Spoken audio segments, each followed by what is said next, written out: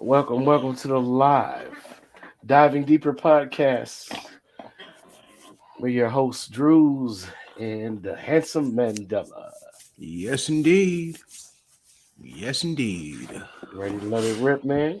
Yeah, man. We've been talking about this for a minute. This diving deeper portion of Schwable Room Network. You know what I'm saying? So let's just get into it. What we got All right, let's rock with this intro music here. for sure.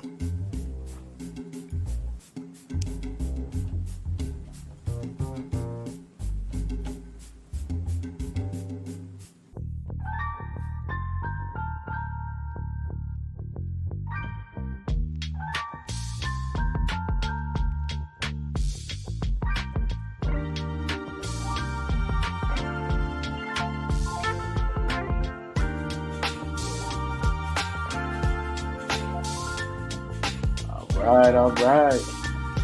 Diving deeper. Yes, sir.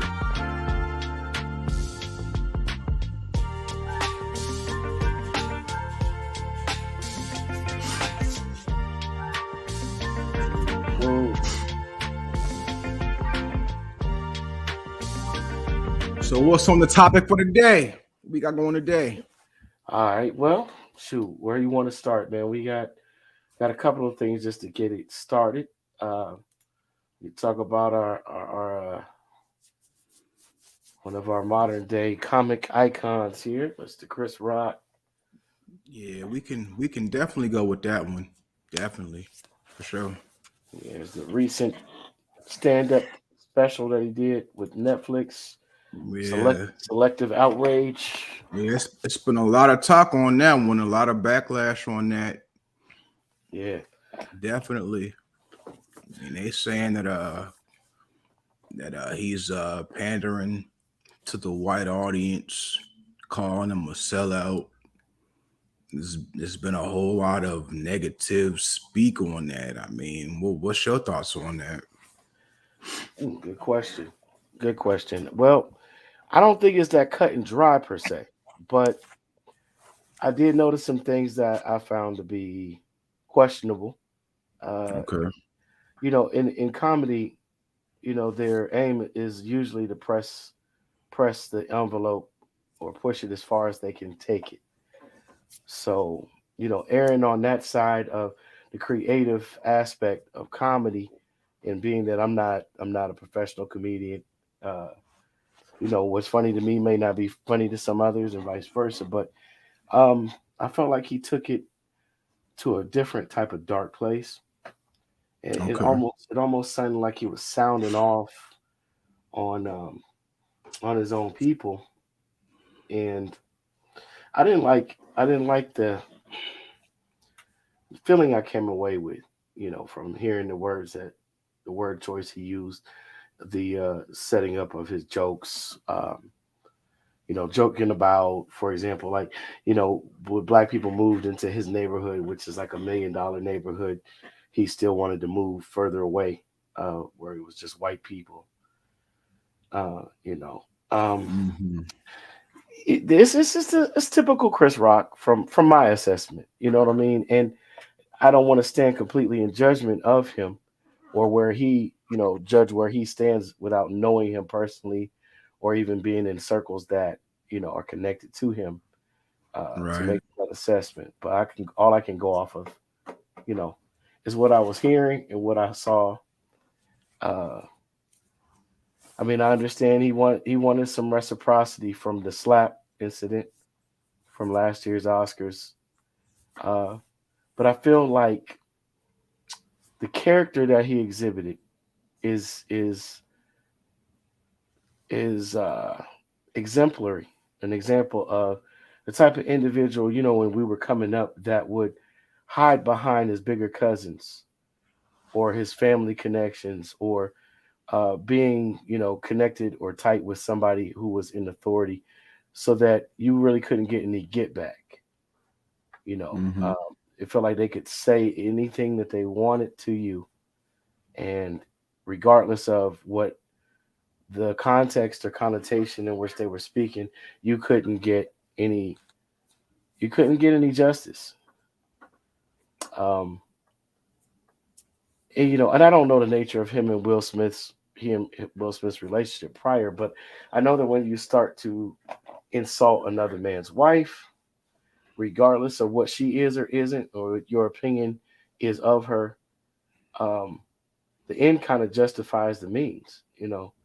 Not that I advocate random violence or just violence because of unchecked emotion, but when the man said keep his wife's name out your mouth, a year later you double down and 15, 16 times call her, you know, a bitch. Yeah. I mean, at that point in time, I might have to just look at my bank account and say, fuck getting canceled. We can catch each other outside and your brothers can get it too. Yeah, no doubt. No doubt. No doubt. I mean, from I'm not gonna say my standpoint, but like from what I'm taking from it is it's basically strategic. Now, granted, Okay. you have what everybody calls Chris Rock humor, you know, Right. which is more of a dry humor, but also it's like a black dude doing white comedy because his jokes are structured and set up. And I think with this special, he kind of tried to go the Chappelle route because as far as the comedy aspect, there was some parts that were funny, but in my opinion, a lot of it really wasn't on the comedic side. It was more storytelling, you know what I'm saying? But he was trying to get those points out and everything, and with him on the side of calling Will Smith's wife what he called her, I think he was just on some, well, you told me to keep her name out of my mouth, and that's what I did. And being who he is, he pushed the envelope by doing that. You know what I'm saying? I don't condone it. I wouldn't have done it, but I mean, that's me.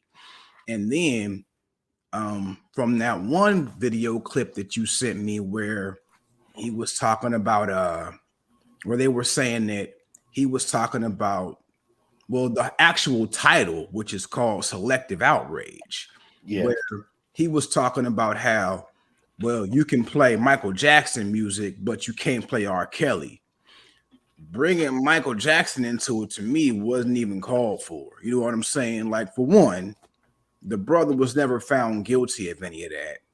Two, the brother's not here to defend himself. Like, it's just like certain lines that you don't cross, and bringing up somebody who's no longer here, we just don't do that. You know what I'm saying? Yeah. And then, like, another thing I'm thinking as far as with the whole thing with the moving out of the neighborhood because you got other black folks moving in, that may be true, but there's another line that you don't cross when it's basically we call that bringing up dirty laundry when company is around. Yep. Don't do that. That's a lot of things that us black folks do, and we just shouldn't do that because other people don't do that. You know what I'm saying? Other cultures don't do that. We seem to be the only culture that does that, and that's where like a big problem lies, where we bring up dirty laundry in front of company. Right. Good points. Very good points. And that kind of, that connects directly to what I'm saying is as far as that type of person that felt like they could throw the rock and hide their hand, or not even hide their hand, but throw the rock and then look at you and say like, "What? What's the problem? Why are you so angry?" Yeah, Uh, because you couldn't keep that same energy if you were 2 feet away yeah, from people. And just like I said, not to be judging the universe or anything, but it, it doesn't sit well with me even when the slap took place, Right. knowing what I knew at the time and was cognizant of it, the history of the Oscars, Jada proposing that they boycott the Oscars because so many black actors and actresses were being overlooked or snubbed for certain uh, categories of award. Mm-hmm. And yes, it was her husband at that time, but who was bigger than him? You know Right. what I'm saying? And so Right. at some point in time, we have to stop separating ourselves in that we don't want to be separated from the categories of excellence. But when it comes down to it, you know, we we've always had our own thing. Right. But now when it comes to Hollywood, we have what they call Black Hollywood in Atlanta. Now, Mm-hmm. is it on the same level or scale? I would say dare to say, if not, yes, darn close. Right. But these are institutions, meaning they have been implemented over time. They've been standing institutions where people who have had a consistent vested interest, in the academy, so to speak, have established these things. So anything you do after that, they're going to say, "Oh, they're just copying off of this," or they're just piggybacking off of that. But this was the year that there was a black producer. Mm-hmm. You had Questlove win an award. You had Samuel L. finally get his flowers. All that's overshadowed not just by the slap, but by the indignancy of the jokes. Like, wow. So it's one thing to say, okay, it's my job. I don't want to say no to the offer to host. You could have kept it at that. But just because she sat in the front, now you take the occasion to step into a minefield. Yeah.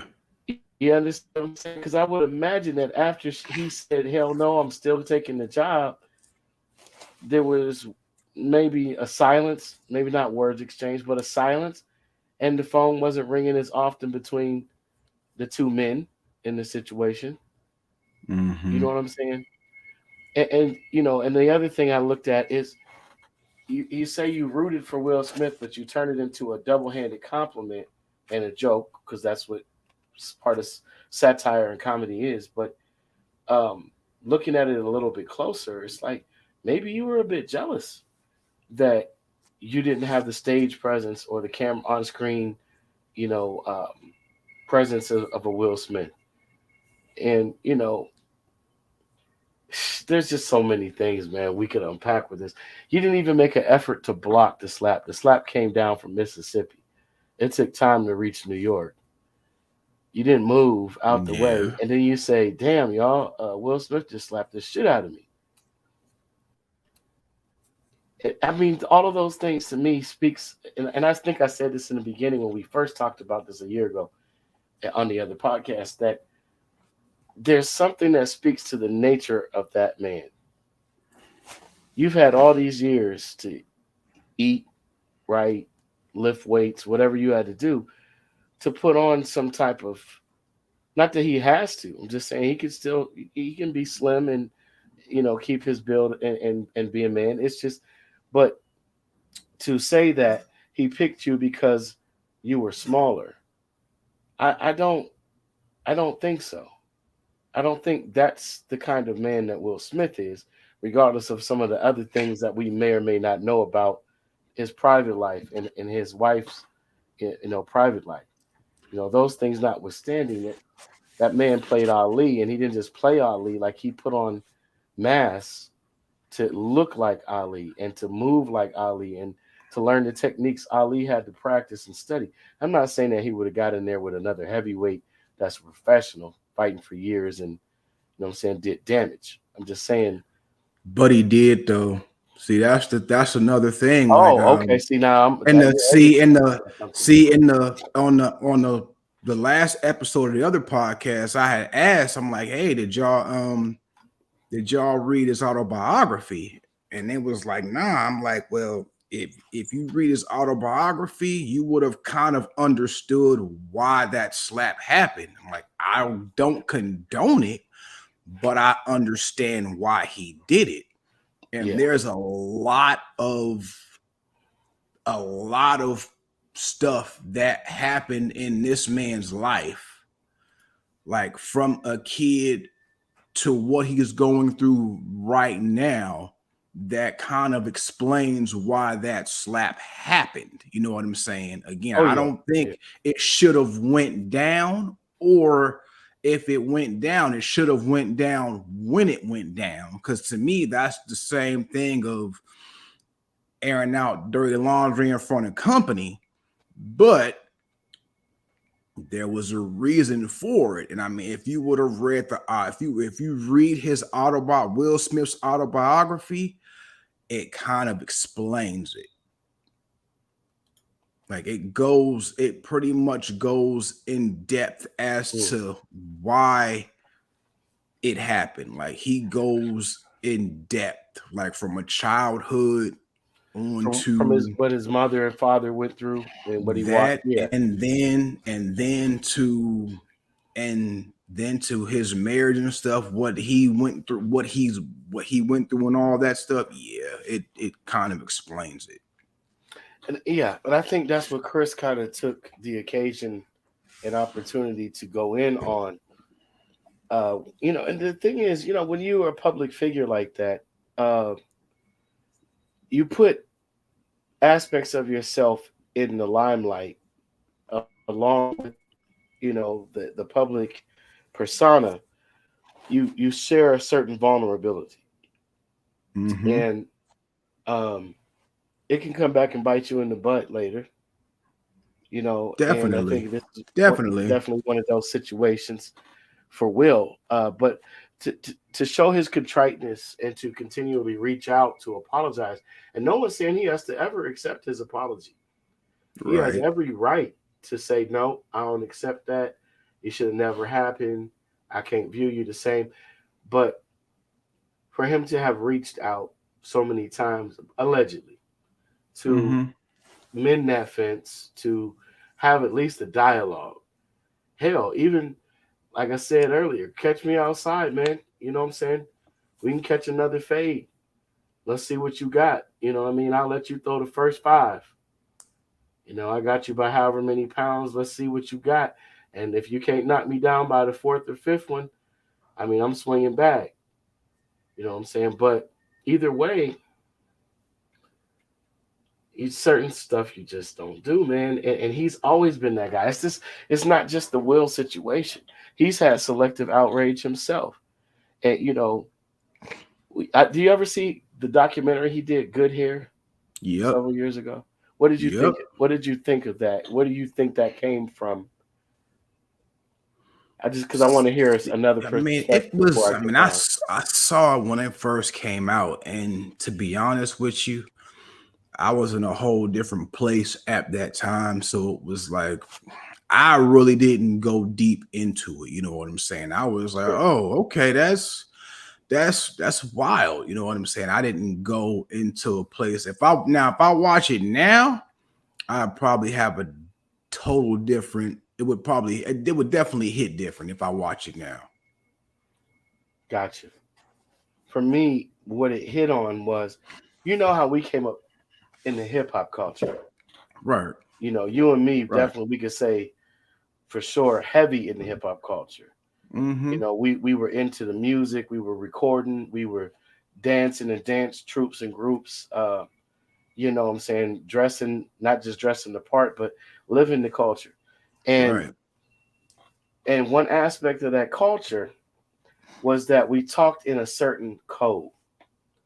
Even the ones of us that weren't running heavy in the streets, involved in illegal activities or negative actions against our own. Um, the one thing that we definitely understood and appreciated about our favorite artists was they talked in a certain code. mm-hmm. Okay, and if other people from other cultures picked up on the code, great. If they didn't, great. And the ones that were genuine about being in the culture, we might share certain things with them, nuanced things that would give them insight further Right. into why we were the way that we were and why we move how we move. Well, Mm-hmm. said all that to say that that documentary to me was an example of, let me tell, and I'm saying this, not to be offensive to anybody in the audience in the future or not, but let's show the white folks what we mean when we say good hair. Mm. Okay, let's bring them in on this. But there wasn't no meeting, and not that there has to be. He's an individual, right? But it's just Right. like the statement you made. He's a black comedian, in your words, doing white comedy. I was watching a short the other day, and it was a clip of, I can't think of the guy's name. He's a comedian, real funny.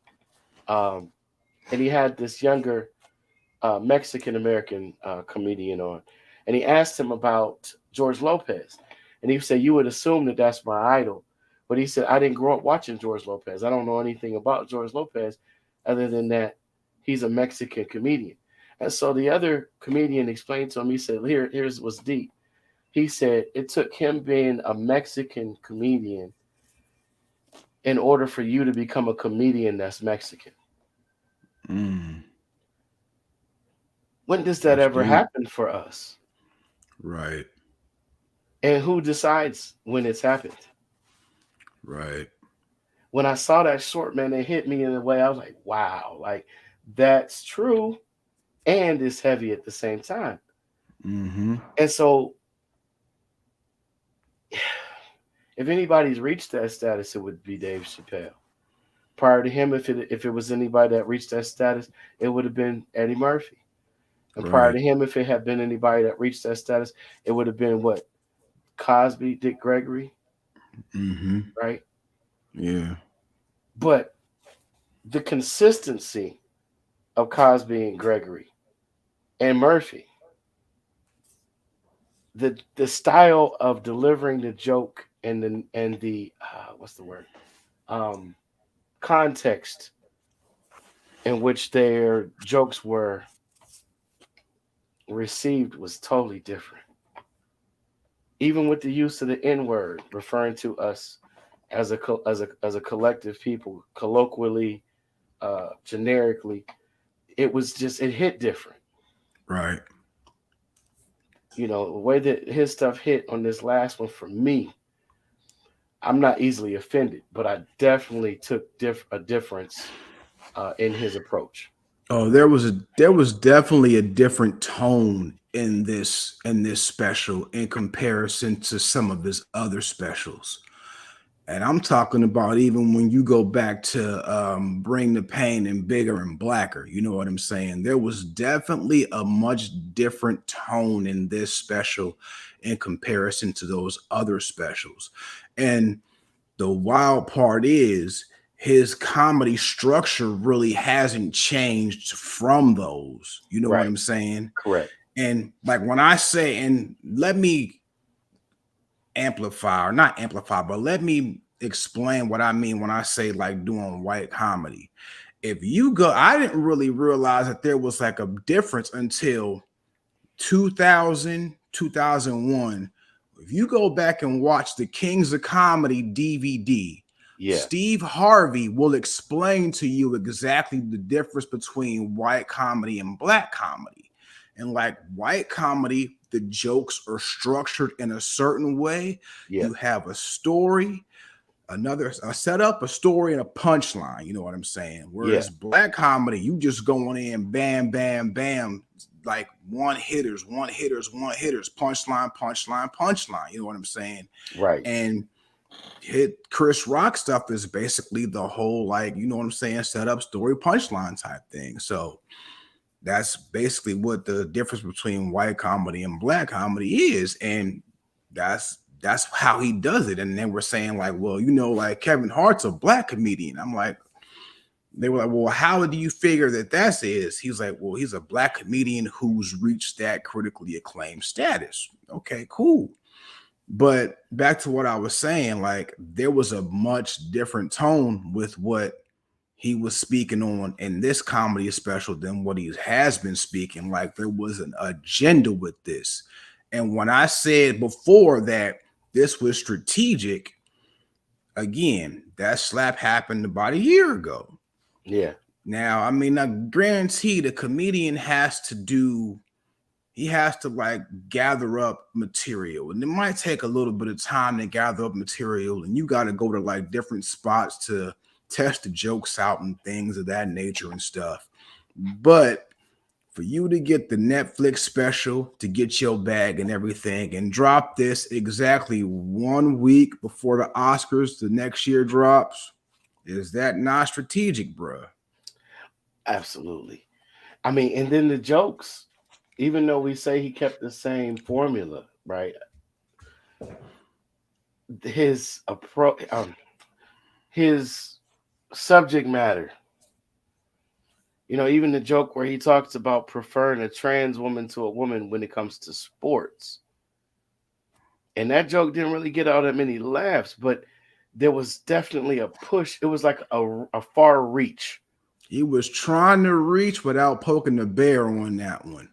Because I mean, like I said, as far as like the stuff that he was poking on, he did that in the beginning with that Michael Jackson versus R. Kelly, and then at the end with what you knew he was gonna speak on. You know what I'm saying? That was Yeah, like the grand finale in the fireworks. yeah, yeah, You know what I'm saying? yeah. I didn't look at it like that, but I get what you're saying now. Yeah, I don't know, man. Like I said, it was a dark place, and not even like dark humor. It was just like I said, man. It took me back to childhood, man. To those cats that thought, like I said, it was all fun and games until they had a deviated septum or a broken orbital bone. Like I know one guy Yeah. thought it was all fun and games to keep cracking on this guy. And the guy wasn't never a bully, but he just wasn't the guy you played with beyond when he wasn't playing anymore. Mm-hmm.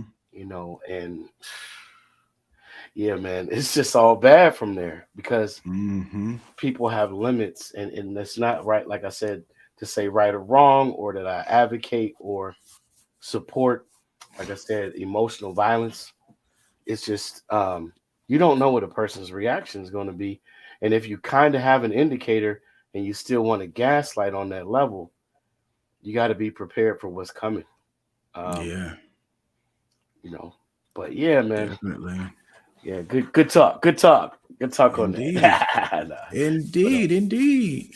so let's see what we have. Yeah, we can segue, and it's not going to be a smooth transition. Sorry, y'all, but hey, it's necessary. What do you think of these train derailments, knowing that they're not all that uncommon?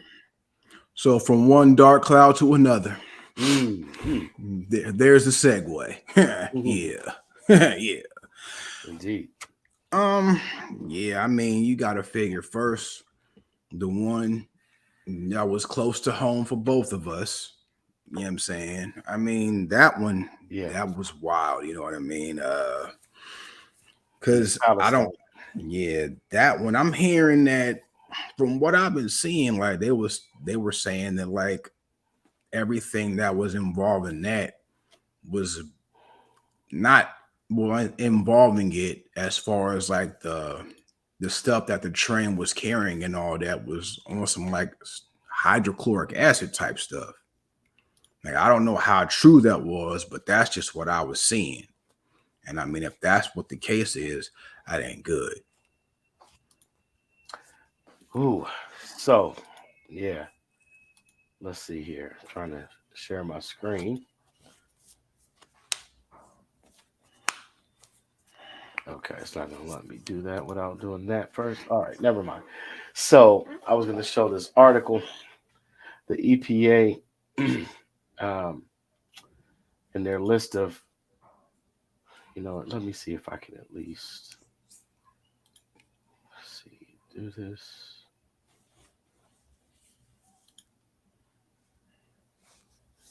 Let's see. Sorry, I don't want to be too silent for too long. Sorry, you No, all. all good, all good. We just gathering up the info. Yep. Let's see.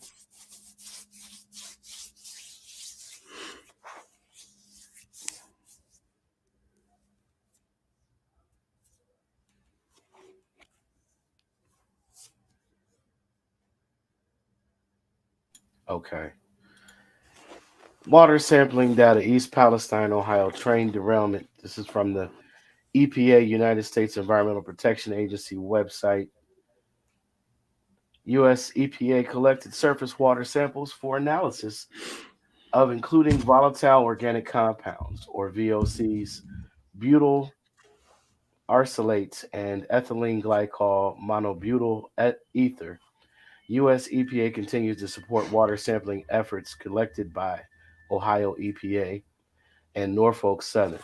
U.S. EPA surface water example locations were selected based on site observations and how water flows. And from the site to nearby creeks, samples were collected in Sulphur Run, Leslie Run, and other waterways downstream to the Ohio River. So this is affecting, obviously, more than just East Palestine. Let me see one more time if I can share this screen. Um, Yeah, I seen some like little TikTok videos of the streams and stuff afterwards, and there was a whole bunch of dead fish that they were showing just floating. And this was mm, like weeks after people. Oh yeah, I'm on a trail walk, and just look at the dead fish. can you see the map? Yeah, Yeah. So this is what we're looking at.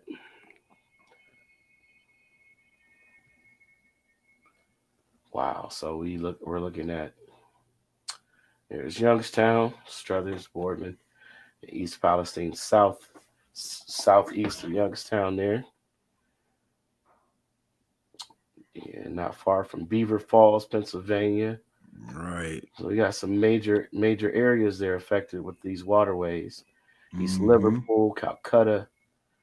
These are towns probably everyone else has not heard of unless you're from northeastern Ohio specifically. But as you can see, this is affecting a much larger area. The waterways carry all the way down into Steubenville, which I believe is the home of Dean Martin. For those of you who know, and if you don't, he was an old school, jazz musician and actor. But yeah, as you can see, this is it's affecting quite an area. They were saying up to at least 100 to 120 miles away. They were finding dead fish, dead birds, See, dead and you figure if it's going into the Ohio River, that might stretch as far as what, Cincinnati? and beyond, because Ohio is a tributary of the Mississippi. Mm-hmm. And I mean, if it's going to reach at least Cincinnati, it's going to affect Pittsburgh too, Western Absolutely. Pennsylvania, and all that. So yeah, that's a lot, bruh. That's a lot. Yeah, yeah. I wish we had old man Ally on here so we could Yeah, elaborate from a more expert level. Um, cause I mean, too, you got to think if it's going to affect the Ohio River, if it affect Pittsburgh, that's two more rivers that stuff could get into. Absolutely. Yeah, that is not good. So here's the lab results to the right, in the right hand column of the screen, showing the samples and the readings of those samples. Also on the left hand side. Mm, So yeah, this is a big deal. yeah, yeah, a big deal. It's a big deal, man. So yeah, man. So I mean, this wasn't the only derailment or spill within a certain. I want to say, was it 2 to 4 days? We had a derailment in South Carolina, one in Louisiana, uh, Was one in Houston. one in Houston, I think and there was it a was one factory in. in Houston too. A factory exploded. I want to say, Yeah. if not Houston, but nearby. Mm-hmm. We had an explosion a week later here in Ohio at a factory in Up in Cleveland area. Cleveland, Cleveland, yeah. Hmm. And if I'm not mistaken, there was another train derailment in Arizona. There we go. Yeah. Mm-hmm. Yep. Absolutely. And so these are not uncommon, folks. I want to say, do you remember how many a year Tank was saying there is? Was it I, 20,000? about that. I mean, yeah, there are a lot of. I can't front. There are a lot of train derailments that do happen in a year. You know what I'm saying? But Mm-hmm. it's just that a lot of these had toxic chemicals involved in them. You know what I mean? So that's just what made it look a little weird, a little funny. Mm-hmm. Indeed. Um, let's see here. Sorry, trying to add another tab. There we go. Let's see.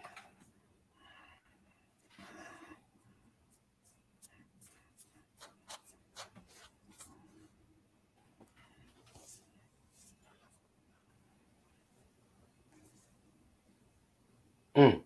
Okay, it wasn't quite nowhere near that much, but hold on. That's still a 20,000. lot though per Yeah, year. it's a lot. Yeah, over 1,000, 1,000 to Mm-hmm. between 1,000 and 1,200. We can say roughly per day. Oh, that's per day. Oh, So oh, yeah, oh! It he what highlighted itself. he wasn't off. He was not off. So, Yeah. and this, I mean, this has been happening for a while, and then, it's crazy how this it becomes political too, Corey, because uh, what ends up happening is there was a situation where President Obama had them widen. I want to say, was it the wheels on the train cars or the tracks? I want to say it was the wheels or something. The brakes. That's what it was. They were larger brakes during the Obama administration. So now they're trying to pin these actions on Trump. And so Mm. a lot of us are not Oh, seeing. I did read that where he said that he put that law into effect where they widened that, and then as soon as he got in the office, he Yeah. axed it. I did read that. I mean, and he did literally say that he was going to undo everything that he could that Obama had done. Mm-hmm. Yeah. Yeah. Yeah. Well. So there's a lot more to this than what meets the eye or the ear. Yeah. And even still, one of the deeper spiritual things that's not being brought up, of course, because it's just not a commonplace discussion, which is what resource or what is the energy reading spiritually of Palestine, East Palestine. Why the name? Why was that name chosen for that region? When was it given? And what's in that land? Because when you deal with vinyl chloride and the cloud that is created when it's burned or it explodes, uh, after about 3 or 4 days, it's I don't want to say breathable, but it's dissipated tremendously. And if it's in water, even though it's poisoning the water clears it from that particular specific spot and within a matter of days. So that land is now recoverable or recoupable for someone who comes in on a rescue effort. Mm-hmm. And then one of the examples that's been given in some of the TikTok shorts and some of the other information that's been put out via short reels or videos that people put out very quickly is that's what happened in World War II. Mm. With the Nazi soldiers and why chemical weaponry was banned even at wartime by the Geneva Convention. Because of the effects that it has on the environment and the animals and people. And then, of course, we've seen this all throughout history with certain groups of conquerors. They come in with a disease or diseases or an infestation of sorts of some type of ecosystem harming animal or insect life. And we're seeing this. Like, I mean, we have, man, this is expanding. Sorry. We're going down No, that it's all rabbit hole. good. Hey, We have it's these all good. Japanese stink beetles that we didn't have growing up in Ohio. We never saw these bugs. And then when you look it up, when you do any kind of research, I don't care if it's Google, or I don't care if it's a library book, I don't care if it's a phone call to a pest control center in China, there is no known uh, treatment or extermination tool sufficient to get rid of these insects. You talking about the stink bugs? Yes. You right. You're right about Yeah. that. Once they take over a yard or an area, I mean, it's a wrap, bro. Yeah, because there's a special way that you got to get rid of them. Hmm. It said you can't like kill them, like legit, like stomp on them, because it lets off a pheromone that attracts more. More of them. So I was told that the best way to get rid of them, like if you find them in your house, is to catch them with like a napkin or something and flush them down the toilet. That's the best way to get rid of them. Tried that. Doesn't work. Yo, Try to put them in the trash. Man, we tried all of that. I man, mean, and listen, we had on our way back to Texas, we found one. I'm like, you better get rid of that thing, man. Dump that mug off in Kentucky. We ain't bringing that back with us. No, not the thing quite. is, they're all over this region, and it's just like years prior to that, it was those Japanese beetles that looked like the ladybug. Yeah. They literally would mimic a ladybug, and but their hue was like orange. It was a bright orangish, almost red, but not red. You had to Right. look closely, and then they had these little pinchers on the back of them. And prior to that, it Mm-hmm. was the lungfish, which is a fish that can live on land for 3 to 4 days, and it actually has little legs. And then they were paying people to catch them and bring them to the park rangers to get rid of them, but people were keeping them, until they had a certain amount and trying to like cash in all at once for the reward. Then they Yeah. stopped paying, so then people stopped fishing for them. So it's not even that they got rid of them; people just stopped catching them or turning them in when they catch them on accident. So yeah, I Mm-hmm. mean, this goes back, man. Like this topics like this, it might sound mundane to somebody or just why would I care? The earthworm was brought here in the soil from England with their Mm. tobacco plants. Wow. National Geographic did a edition. What do you call it? Yeah, an edition years ago. I can't even think how many years ago was that. It might have been 15 or more. And when I read that article in that edition of the National Geographic, it blew my mind because it made perfect sense. It said the earthworms were eating up the foliage, the dead foliage that was on the ground that would normally replenish the soil in that area. Mm-hmm.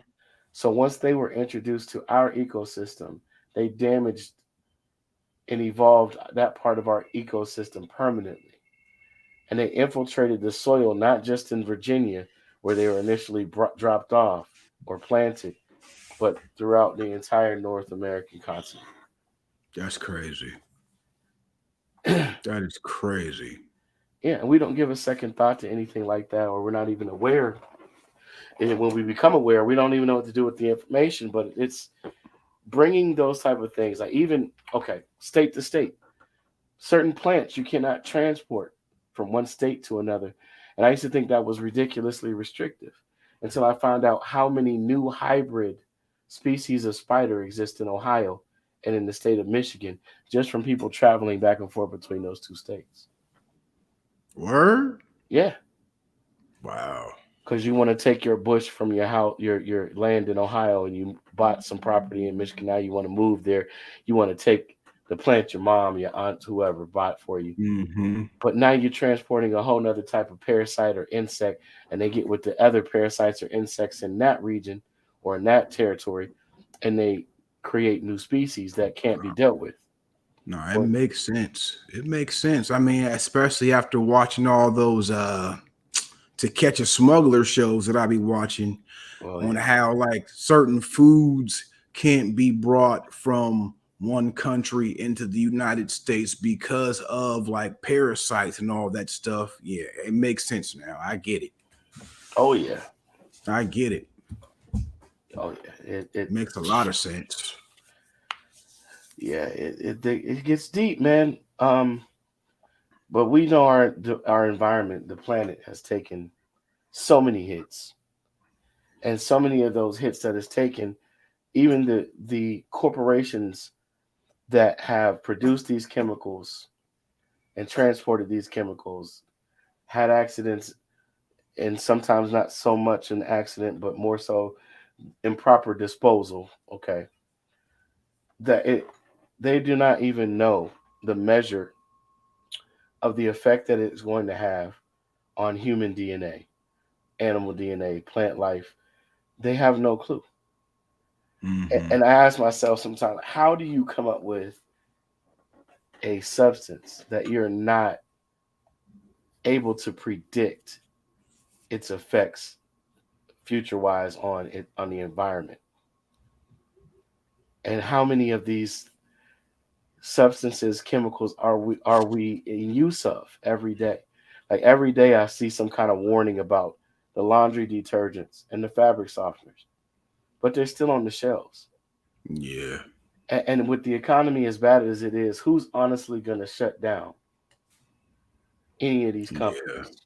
Yeah. So, and it's crazy because we would rather have the semblance of fiat or money or currency in hand than to let go of the poison that's destroying us slowly but surely. That part. And most of us are guilty of it, myself included. Not that we Same. want to be, not that we don't give a fuck. It's just you like, what do you replace it with?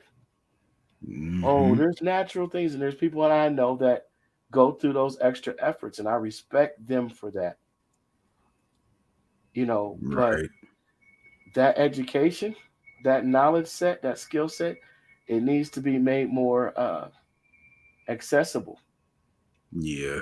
You know what I'm saying? And it's not to snub the corporations, even though I might have one opinion about them on a spiritual level. I understand that that is the way things have been and the way they are, you know, for now and for however long they have been in effect. But it's been really, if you think about it, according to the last 100 to 130 years,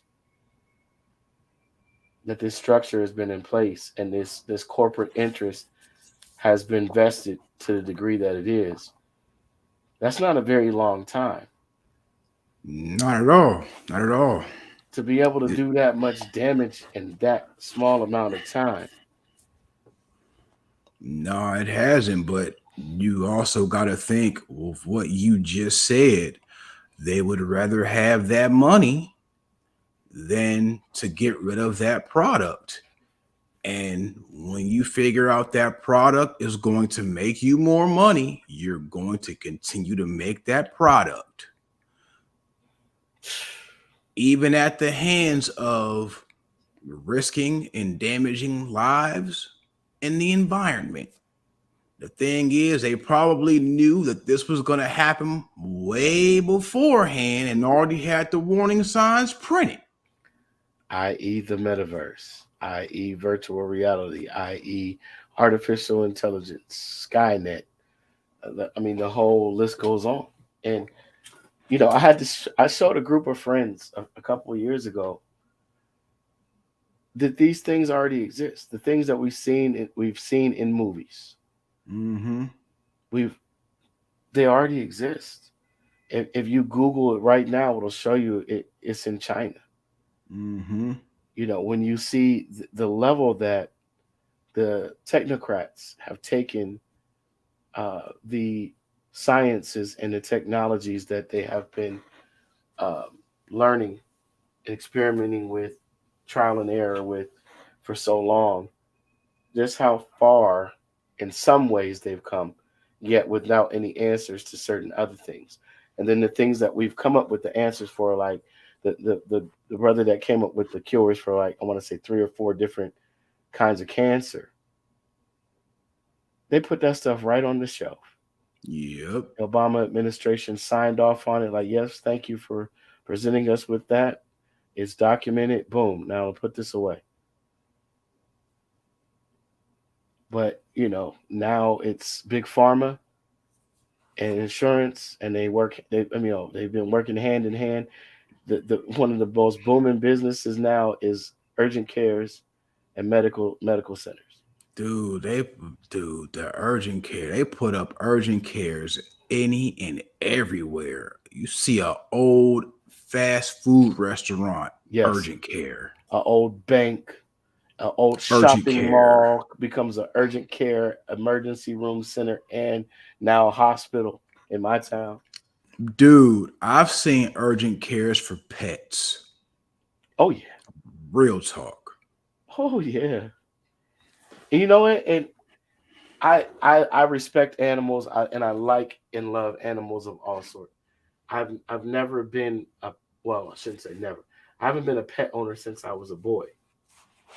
However, the more and more I think about it, pets are important because when you're dealing with a poisonous environment, Dick Gregory said something I'll never forget. He said, "You want to know if your water is safe to drink?"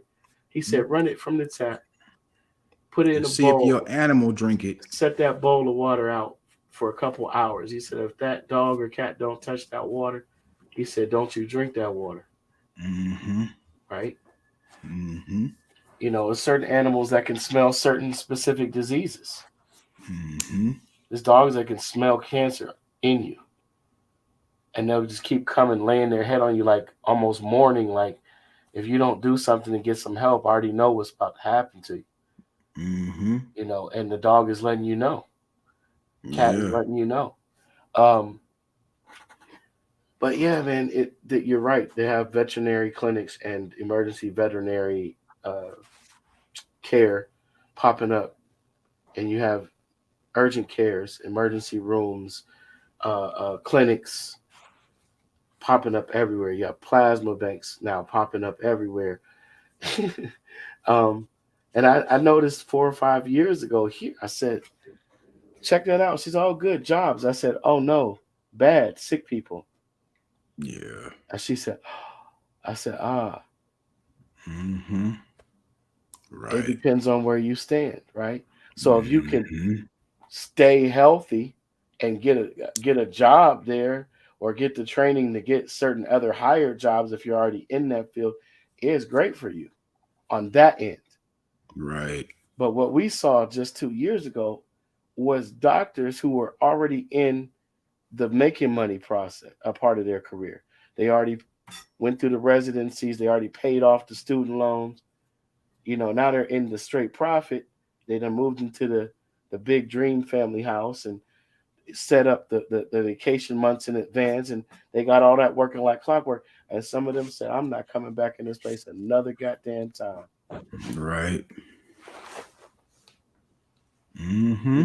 And I know we can't say certain things on certain platforms, but I spoke it before, and Tank can be my witness. Every time the video was posted, 3 hours later, it was taken down. And then 2 weeks later, they would admit through the media what I was saying, of whatever I researched and knew was correct. And they would try to spin it, and now we have these proceedings, all these hearings, what are they called? Senatorial hearings. Mm-hmm. We're not really hearing the outcomes. We're not really hearing the blow by blow. We're seeing the reports after. We're seeing the so-called recordings of those hearings in news segments, controlled. You get what I'm And saying? they only gonna tell you what they want you to hear. Didn't used to be that way. Right. Remember when you could go on C-SPAN and you could hear everything. You could hear who Mm-hmm. argued, who almost came to blows. And you remember Mm-hmm. when our guy trafficking was in there, he didn't play. And he didn't care who you were, what your name was, True what your bloodline, your OG. pedigree. Yeah, he would tell you like it was, and he wasn't mincing words. He might come over Mm-hmm. a table if you talk to him Mm-hmm. crazy. So Mm-hmm. different. It's just different times, man. You know, different times, and it's crazy. Is some of our generation. I can name two or three people that suffered traumatic events, whether it was through surgeries or injuries, that have lost their short-term memory and parts of their long-term memory. So Tragic. it's only by linking up with us in the same generation and conversation, and us. Oh, remember that time, and oh, remember when, and they're that's how they're piecing it back together, because, and I'm like, wow, and they're Mm-hmm. great individuals. And none of them are doing bad in life. They're awesome, but that aspect to lose a part of yourself in the form of that those memory, and so have to experience, you know what I'm saying, it's like Mandela effect, to experience the modern spin on everything, Right. and someone Right. else like, nah, it wasn't that way 20 years ago, and they're Mm-hmm. like, fill me in, I don't remember. And you're like, you don't remember? You're Mm-hmm. only 40 some years old. Well, I had surgery, or I had this accident, or Yeah.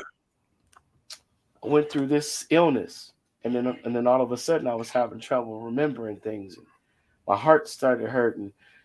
How many people are going to drop on these professional playing fields and courts, That part. and they say you can't say the common link is Right. they opted into taking something the league said they had to take in order to continue to make that money and play that game. And I mean, shoot, you gotta think. Go back and watch that ESPN 30 for 30 special broke. Mm, When they talk about how the football players, when they talk about how they gotta play through that pain, right. and then they end up getting hooked on them